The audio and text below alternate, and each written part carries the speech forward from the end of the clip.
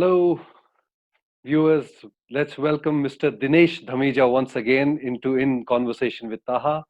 Mr. Dinesh Dhamija has just finished his term as member European Parliament on 31st January 2020. Welcome, Mr. Dinesh. How are you? Thank you very much, Taha. I'm absolutely fine and still surviving COVID.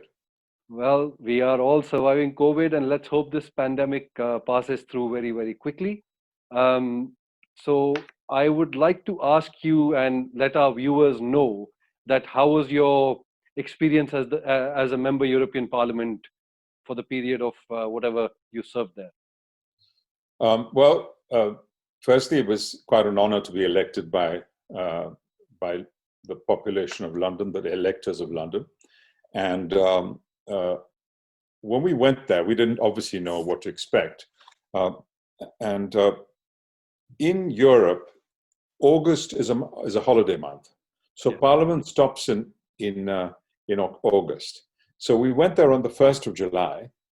We had a sort of one trip before just to get ourselves acquainted. But you don't get acquainted just like that. You need to know where to go, how to go, upstairs, downstairs, and the numbers are different and all that sort of thing. So all that took time in July. And then we went on holiday for a month. Right. And then came back in the beginning of September. Now, as you know, that 1 week every month, we have to also go to Strasbourg. So we have parallel offices there, as well as here. And that was a concession to the French to form the European Union way back when.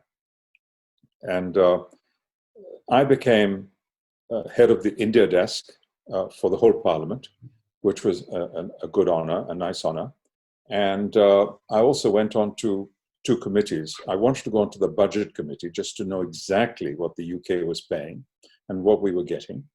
And secondly, to the Single Market Committee to make sure that we're going to be a single market, because the more, as an entrepreneur, I know that the larger the market, the more money all our businessmen and all our businesses make. And I wanted to see that how they were going about doing this. Okay.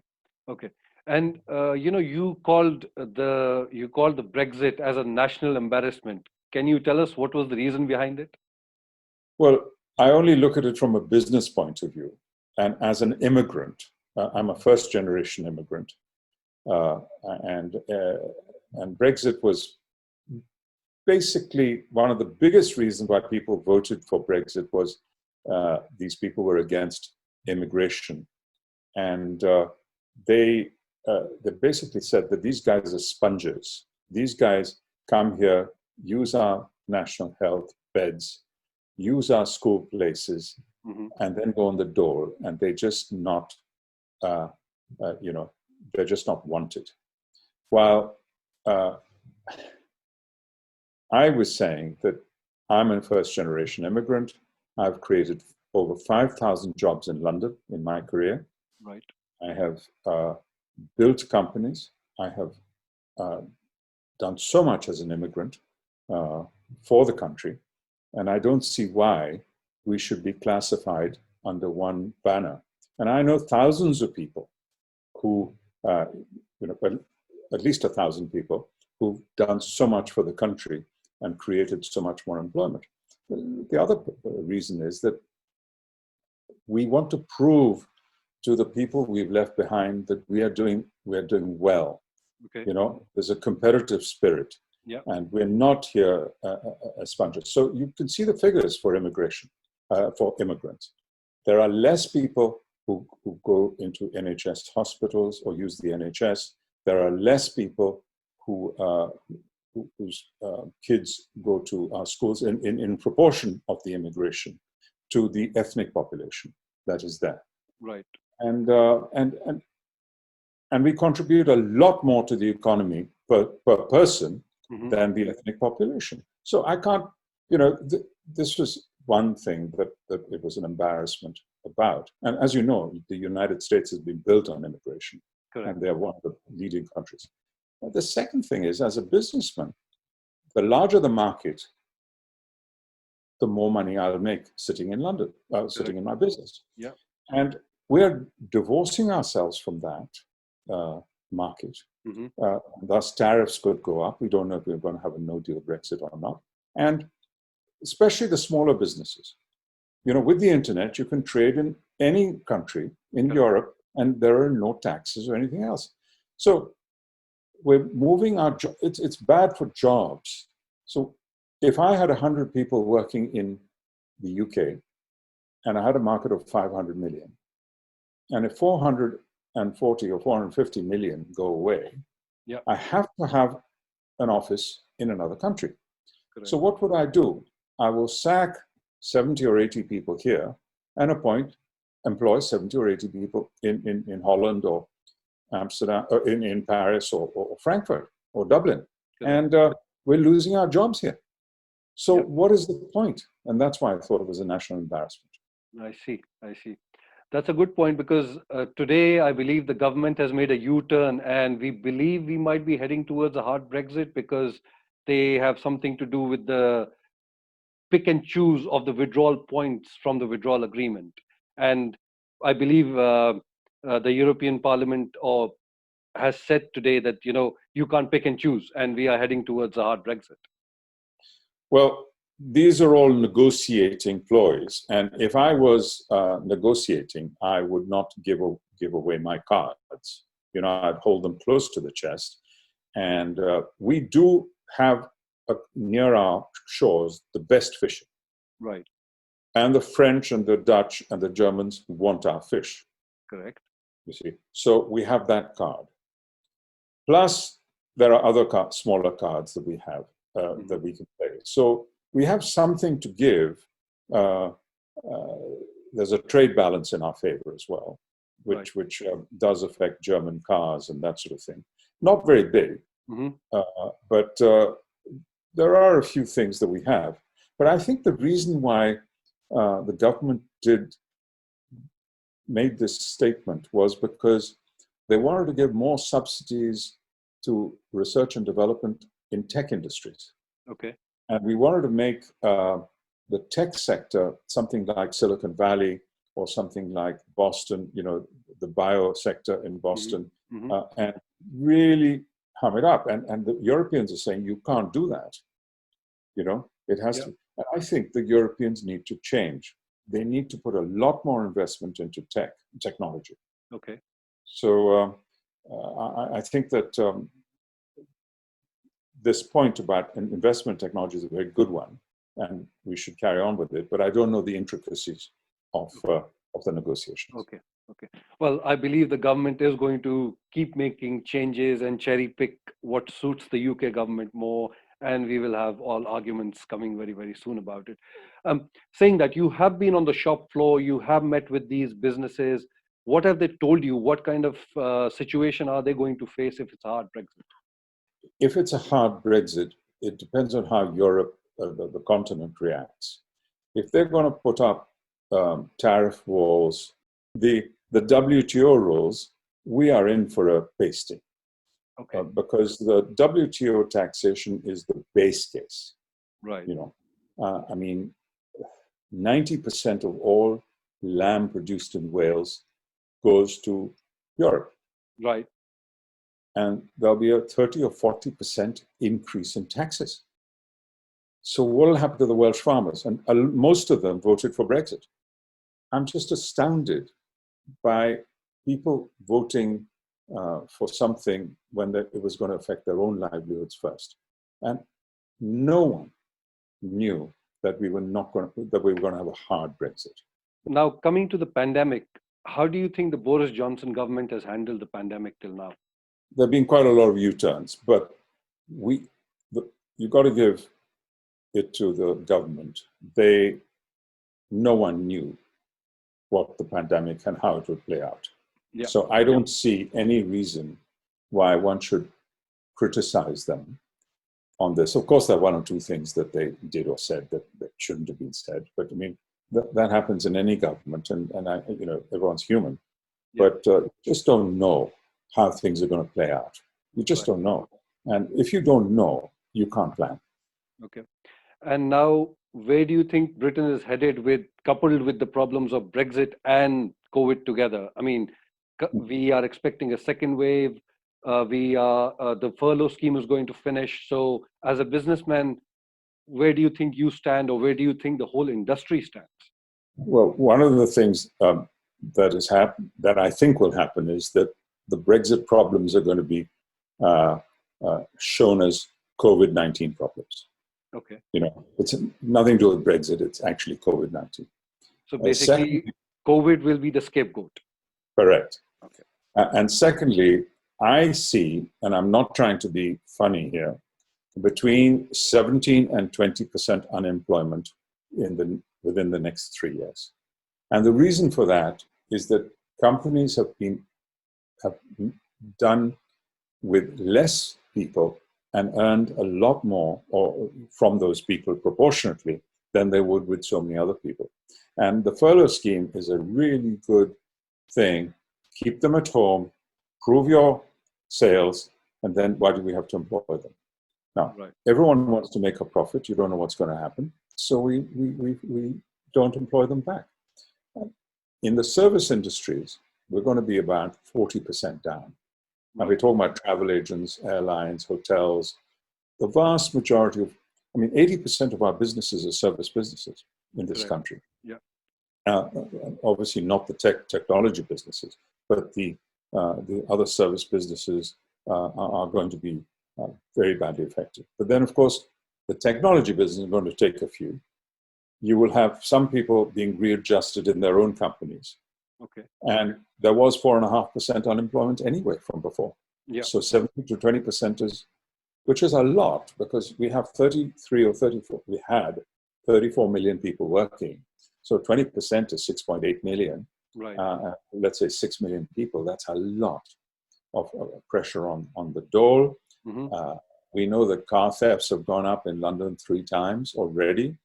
Some people are stealing solar panels from rooftops. Yeah. And so I'm not trying to frighten, but I'm just telling you what I think. Correct. And do you think this is going to also affect the foreign policy of Britain now? I think they're making the foreign policy up on the hoof, really, because they don't know how Europe will react. And we'll know more by the 15th of October when the governments meet, all the heads of government meet for it to be ratified by the end of January. But, sometimes things are done last minute in Europe and with Europe. So 5 to 12 on a certain day, they might all come to an agreement. Understood. So speaking about foreign policy, there is one question which one of our viewers had sent in, and this was when you were the MEP. And you said something in the European Parliament, and I quote, you said, on revocation of Article 370 in Kashmir, it said, the West wants to see peace in the region, but we cannot afford to appear neo-colonial, interfering in a bilateral issue between two nations, one of which is the biggest democracy in the world. This was your quote. The question which has come in is, but India and Pakistan are both party to the dispute of Kashmir, which is recognized by the United Nations, and India took a unilateral decision, even without consulting the United Nations.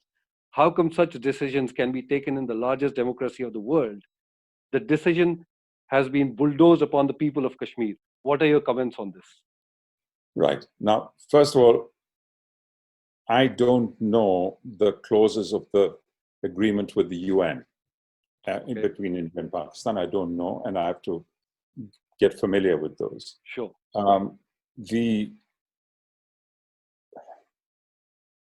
I think the laws in Kashmir were different to the laws in the rest of India.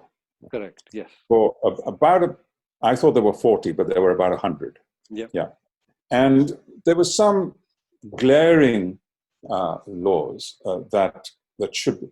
So if Kashmir is part of India, I'm talking about not the Pakistan-occupied Kashmir or the Chinese-occupied Kashmir, just the Indian part of Kashmir. If it's part of India, then we should have the same law in each place. Now, some people have told me, and I haven't read the exact thing, that this was supposed to be temporary when it was done in 1950 or whatever it was. 1947. Well, 47 was the independence thing, but I Yes. think the constitution of this of Kashmir, because of the king went to India, Yes. etc., and it was done later than 47. Yeah. And you know, it was supposed to be temporary, and 70 years is longer than temporary in my mind. Okay. So that's why I said it. But I think that, you know, you can.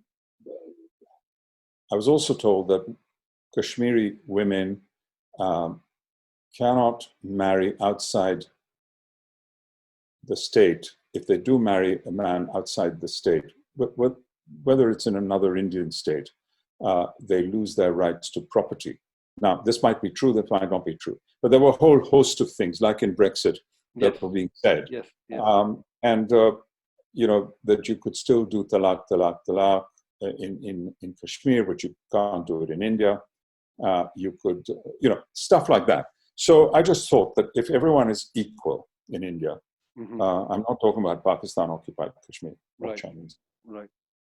No, I think there is much more to what you've said about Kashmir, because triple talaq is a law which is pan-India, not just related to Kashmir. You're right that when women marry people from outside Kashmir, they lose the right to buy land in Kashmir, which is a part of the constitution of Kashmir.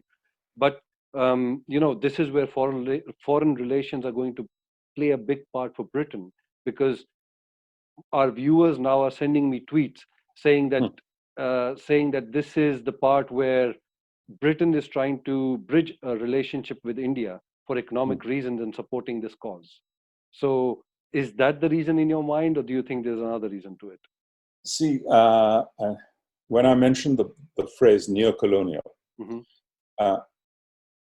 You're sitting in another country, 4,000, 5,000 miles away, Correct. and you're trying to opine on what's happening out there. Correct. And this is the same with New York Jews who opine on what's happening in Israel. Correct. And the New York Jews, which are 4 or 5 million, Yes. I mean, one of the biggest populations in the world of Jews, Mm-hmm. are more Qatar, if you see what I mean, Yes. than the Jews living in Israel. And because I've seen in interviews in a panel, Yes. there are 2 guys from Israel, all Jews, Mm-hmm. 2 guys from New York, and but they're sitting there, they don't know what's happening, Correct. and they're giving their views because they're giving money. Correct. You know? Their opinion. So, yeah. what I'm trying to get at here is that you've got to be on the ground. I'm very happy that I live here in England. I'm not saying that India is a bad place to live. My whole family, from my wife's side, my side, everyone lives there. I'm the only black sheep who lives here. But Right. still, you know what I'm saying is that it's easy to talk, and there are many things that go into a foreign policy or relationship between the UK and India. Correct. And it has to benefit the UK too. Yes. Yes. Agreed. So, on that note, what do you think is going to be the relationship between UK and USA post Brexit? Oh, okay. Well, as Trump has said, and most probably, I'm not sure, but most probably he will win the election, being a sitting president and all that. He has said that America first. Yes. That goes not just with Japan and China, it goes with the whole world, including the UK. Yep. And we can dress it up the way we like, but when America is dealing, it's a $20 trillion economy. Correct. Yeah. We're a $3 trillion economy. Yes. So it's like a 16-year-old boy taking a lollipop from a kindergarten kid. Correct. You know, so they'll give us something, but they'll take 3 times more. A lot more from us. A lot more. That is and we don't think that that's a big problem. I mean, the government doesn't think so. The Tory party doesn't think so. And the people have voted to say that we agree with you. correct. Now, Yes. you know, I'm now, as a British citizen, a Brexiteer, even though I supported Remain, Mhm. I have to try my best to get the best Brexit for the UK. And that's very important because we live here. True, true. So, as a liberal Democrat, what do you think are your views about everything that is happening in the country right now? I think that the jury is out on COVID.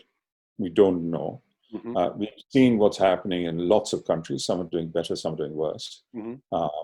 You know, we've learned a lot of things. There are some drugs being manufactured, some in Oxford, Yeah. which is a good thing. Mhm. The government is on a hiding to nothing because, as we talked earlier, we'll have 6 million unemployed. Yeah. Yeah. How are they going to deal with this? I mean, this is unprecedented, It you is. know. Mhm. And then you've got the COVID scenario, businesses not working, taxes not being paid. The government can't keep funding people on furlough. Uh, uh, you can print money, but if you print money, you have to also allow the US and Japan and China to print exactly the same to Same keep word. the same level of exchange rate. If Correct. they turn around and say, listen, we don't care, you Mhm. know, you want to print, you print, Yeah. you have a devaluation. But Mhm. that's okay. But everyone, I mean, China is, of course, a more controlled place, and you can see the figures if they're right. Um, I don't. It's very difficult for this government, any government. It's very difficult. After whatever has happened, Brexit, COVID, do you think our country is going to unite again? Because I see this country fractured and fractured very, very badly. I think we have to unite. We have to unite because, in the end, if we agree with the majority, we have to. Even if we disagree with the majority, we have to back. But what are we going to do? Keep cutting our nose to spite our face? It's over. Yeah, the Liberal Democrats don't agree with it. One last question because the time is going to go up. Okay. Do you think Boris Johnson has the leadership skills to unite this country? He was elected with a thumping majority. Yes. It remains to be seen in the local elections that come along and the national elections that'll happen in 2024 or whenever, if the country is not going to is going to re-elect him or throw him out. But I never thought that our country would go Brexit with Mhm. all the things I've told you, but Right. it has. So I'm a poor judge. I'm sorry. Thank you very much, Dinesh, for your time. And I wish you all the luck for the upcoming local elections next year. And hope to see you soon. But let me just one more thing, Sure, please. Taha, if Yeah. I may. I've gone back into business. Yes. I wrote my memoirs during Okay. the COVID period, and I've gone back into business, and I'm into solar energy now. Okay. So I've got 900 acres of land, and I'm going to try and plaster it with solar panels. Okay. That's very interesting. And where are you doing that? I'm doing that in Romania, where I had the land from Right. before, Okay. and the green energy push in Europe by the European Parliament and by COVID Mhm. is I'm going to do that. I'm going to say goodbye to our viewers.